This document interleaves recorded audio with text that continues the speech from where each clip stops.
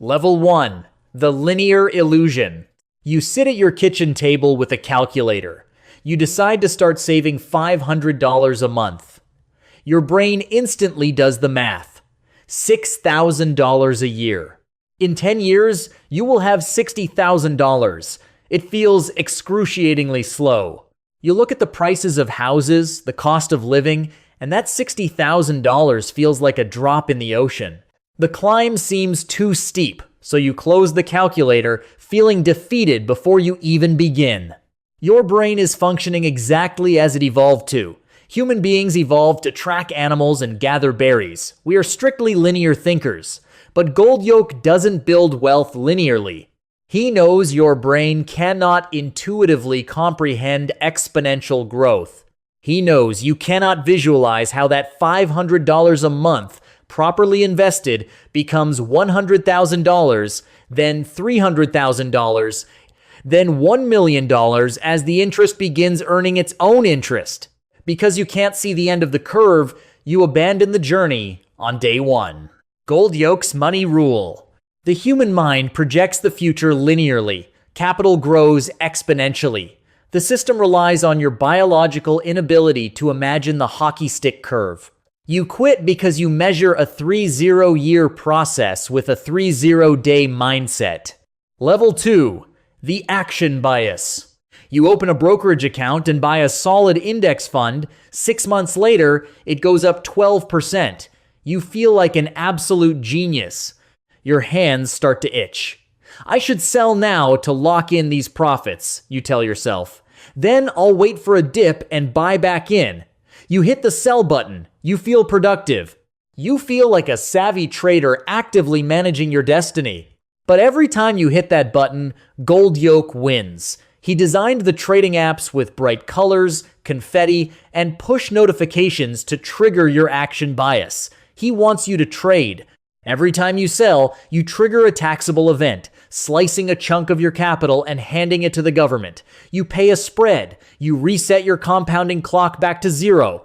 Goldyolk makes billions off the friction of your impatience. Goldyolk's money rule. Activity is the enemy of compounding. Wall Street sells you the illusion that wealth requires constant motion because your constant motion generates their revenue. To win the game, you must master the incredibly difficult art of doing absolutely nothing. Level 3. The interruption penalty. You've been investing patiently for 7 years. You've built a decent portfolio of $40,000. But then, life happens. You want to plan a lavish wedding. Or you want to upgrade to a luxury SUV because your friends are doing it. You look at your portfolio and think, I have the money right here. I'll just cash it out, enjoy my life now, and start over next year. I have plenty of time.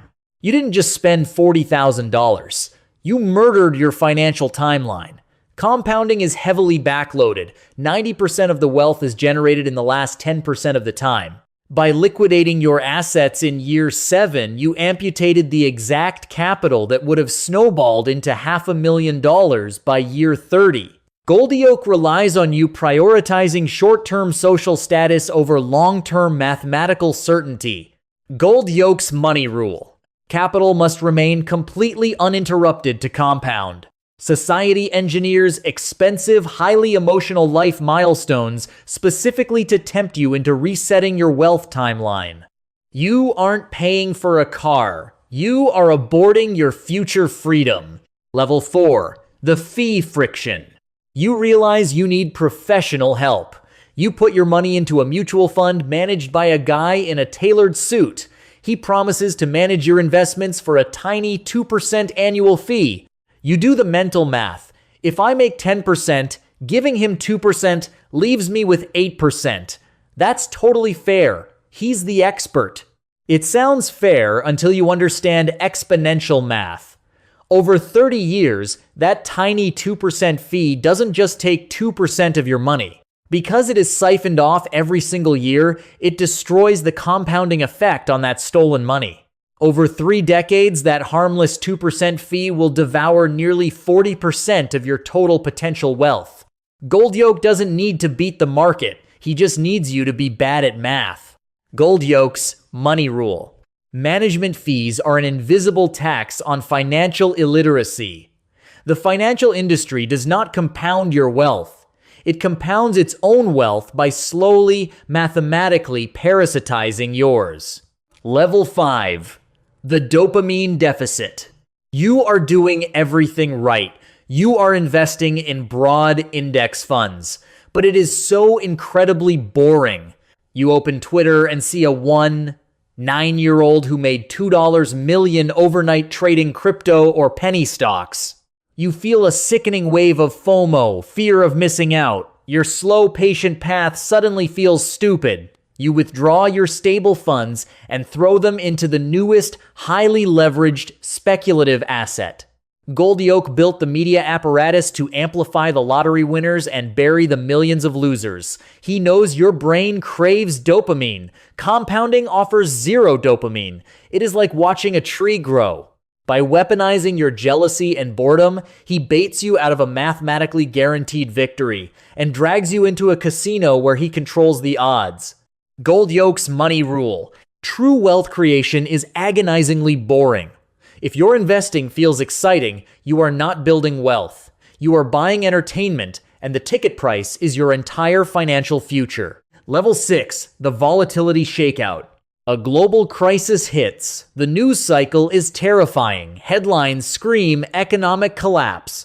You check your portfolio, and it is down 35%.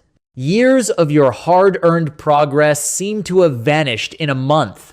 The panic in your chest is physical. You decide you must stop the bleeding.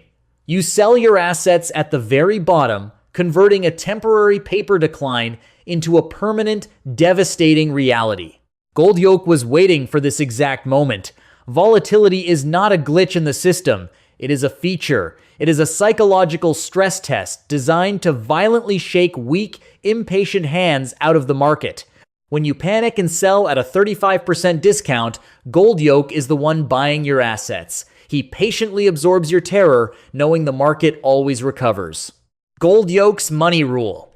Volatility is the emotional toll you pay for compounding. The market is not a place for trading values. It is an engineered mechanism for transferring wealth from the impatient to the patient. Level 7. The dark twin. You are exhausted from trying to grow your money, so you ignore it. You put a $8,000 vacation on a credit card, charging 22% interest. You only make the minimum payments, figuring you'll pay it off eventually. You are patient, but you are playing for the wrong team. Compounding has a dark, predatory twin. While you struggle to patiently earn 8% in the stock market, Goldyolk is compounding 22% against you. The mathematical magic that turns small investments into massive wealth operates with the exact same ruthless efficiency when applied to your debts. He uses the miracle of compounding to ensure you remain a permanent, indentured servant to the credit system. Goldyolk's money rule. Compound interest is a law of financial physics. He who understands it earns it. He who ignores it pays it. If you do not actively command compounding to work for you, the system will seamlessly weaponize it against you. Level 8. The inflation mirage.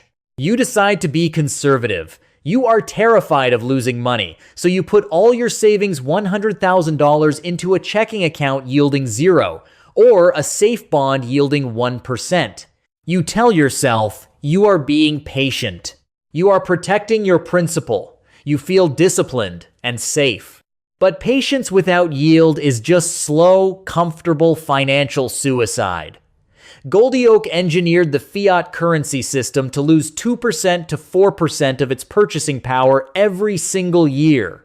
Inflation is negative compounding.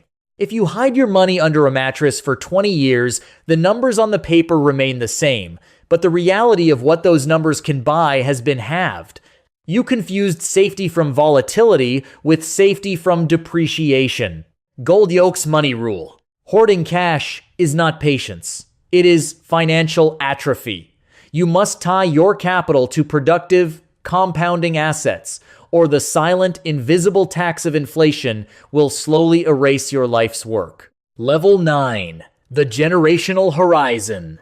You think about your life in standard increments. Months to pay rent, years to get a promotion.